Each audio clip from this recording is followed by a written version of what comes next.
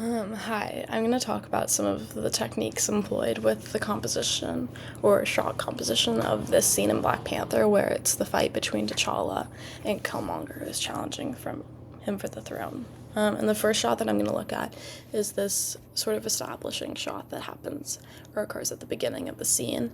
And it gives you this high angle shot where you can see all of the characters who are taking part in this scene and where they lay respectively in the scene and what their role is. And you can see all of the spectators are on the right and they're standing by the rocks and watching. And then in the center there's these three characters, and there's T'Challa on the far side looking towards us, Killmonger with his back towards us, and then in between them there's Zuri. And he's walking away, but he's still standing literally in between the three of them. And so they are all the focal point of the scene, and they're where your eye is drawn to. And I think that this is important because it also is foreshadowing what's going to come. And there's the three main characters in the middle, and in between the two fighters, Zuri is figured, or literally between them. And then I think that's foreshadowing later in the scene when literally he tries to come between the two characters to save T'Challa from Killmonger. And then moving forward farther into the scene, you can see this is about 30 seconds in probably, and this is when the fighting has started, and it's a relatively evenly balanced fight at this point, and there's no one decisive winner, I think. And I think that this is demonstrated or conveyed through the symmetry of this shot composition, and both characters are very evenly placed on their respective sides. And you can see even their stance is very similar. They have their arms stretched out and they're meeting at this contact point with their weapons. Their bodies are similarly slanted, and then they have the same wide-legged fighting stance. And at this point of contact where their weapons meet, you can see that the background or the natural setting is further emphasizing this even or symmetrical split between them with the waterfall. And the waterfall comes right down and meets right in the middle and then continues down. And again, if you look farther down from that contact point, you again see Zuri. And you see him standing between them, which further emphasizes what was talked about in the last scene about how it's foreshadowing him figuratively coming between them later. I think that the asymmetry is important to note here, that the asymmetry that does lie here is that all of the spectators almost are on the left side of the screen. They're standing on T'Challa's side. And if you look to the right of Killmonger, there's nobody and he's alone and there's only weapons. And I think that this is showing that while they're evenly balanced at this point in the battle, the spectators and the Wakandan people want T'Challa to win and are supporting him. But they're still standing relatively in the middle. A film composition researcher that we learned about, Roger Ebert, one of his ideas about composition techniques was that symmetry was used to convey something being at rest. And while the scene is literally very not at rest because it is a very fast-paced action scene, I think that it shows how this moment is at balance and how no one person is in power at this point in the scene, and it's where the shot is level with them as well. And then moving farther into the battle where you see this shift, this is the moment when Killmonger stabs or swipes him in the stomach. And I think that this is a moment where he kind of realizes what is happening in this battle and that he is not going to win this battle. I think that this is a key and defining moment for T'Challa because he realizes his own vulnerability in this moment, and this is something that is emphasized by the camera angle, and it's a slightly overhead shot, but only a little bit. So without it being too obvious, you can see really the vulnerability of his face and where the light is hitting him. It's hitting him in his eyes, the top of his cheekbones, the inside part of his mouth that's agape, and then the top of his shoulders. And you can really see this brings your attention to all of the places where he is experiencing the shock, and it's physically manifesting on him.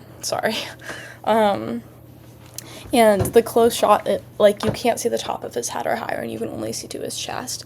And when there's a lot happening in the scene, it's really this focus and this moment of kind of stillness where you see the shock that he is feeling. Then moving on, when Killmonger continues to win the battle and kind of overpower T'Challa in this fight, T'Challa is on the ground. We are kind of at level with T'Challa, and so that really gives, you can see the power of Killmonger to the right of him and how he's at a higher place in the screen. And coming back to one of Ebert's ideas was that when the screen is split, if you split it into the right and the left side, things that are on the right tend to be people or characters that are in power or signify the future, whereas the left tends to be people who are not in power or things that are signifying more the past. And I think that you can see this idea displayed really clearly here. And on the left side, you see T'Challa on the ground who is losing the battle. And then you see, even more so than the first instance of this, you see all of the spectators standing on the left in solidarity with him. And so even though in a passive sense, they're just watching the battle, they are not losing any power here, but because their power and their love for Wakanda lies with T'Challa, in this sense, they're losing a lot, and they're even farther to the left than T'Challa is here. And then you can see that Killmonger is to the right, and he is the one who is winning this battle, and he is higher than T'Challa again in the camera angle. And so you can really see, and if it's moving towards the future, it shows, like, this is the past, this is who was in power, and this is who, going forward, will be in power. And then I also think that this is important because it shows power and how power is displayed really in this scene. And I think that fighting is a very big show of power, and it's this sense of masculine power and physical dominance over one another, and how that conveys to, or like, what that means about physical strength, and then also what that means about strength in general and strength of being. And I think that this is something that is shown in a lot of literature or other works of film. One example is something that we read called Things Fall Apart. And in this sense, physical power for the main character, Okonkwo, is a very big displayer and way where he can show his physical strength and dominance over those around him. And I think that this can be seen, for example, in the wrestling matches that they do. This is something that comes up a lot, and like when he won the wrestling match and exerted his physical dominance over those around him, it became this pathway towards becoming more successful and having this rank and power and respect in the community. And then I think moving forward to the last shot that I picked, this is the shot as T'Challa is falling into the river, and you can see it's shot from overhead. And I think that this is significant because it's not shot where an angle that you can see the dimensions of the screen. You can't see T'Challa and then this gap that's going smaller and smaller, and then the water that he is going to hit. It's shot from above, so you see a two-dimensional kind of layout of the screen. To the viewer's perspective, it looks like T'Challa could be on the same level as the water right now. There's no distinction between him and the background layer. And I think that this shows the inevitability of the fall and the vulnerability that he is experiencing here. But also, it's not that he is fighting back or is flailing, or that this is a,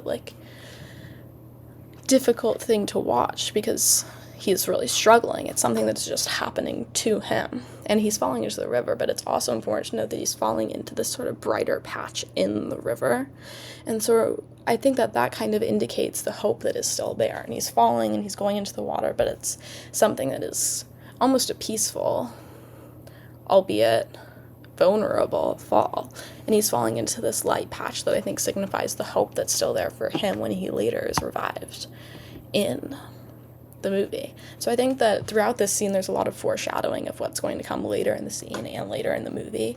And I think that the film composition is just used very purposefully to indicate subconsciously even the power that is throughout the screen and how people have power relative to each other in the screen and where they lie with respect to each other.